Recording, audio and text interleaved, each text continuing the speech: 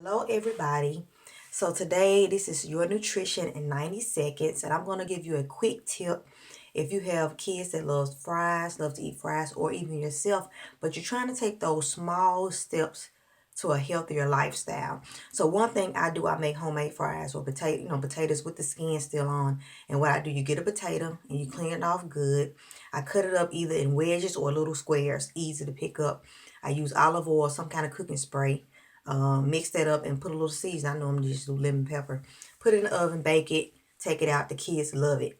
And I fix this a lot, and my kids love to eat it. So it's just a small thing you can do, and there's a lot of fiber, protein, nutrients, vitamins in the skin, having the skin attached. So that's something. It's small, but it's still something. If you haven't thought about, you can do it, and that'll save you a lot of calories with the fried and getting those things. But the kids are getting benefits from it, also yourself. So that's all for today. Just a quick tip. If you'd like to see more recipes, go to my YouTube channel, Monica Garrett 35.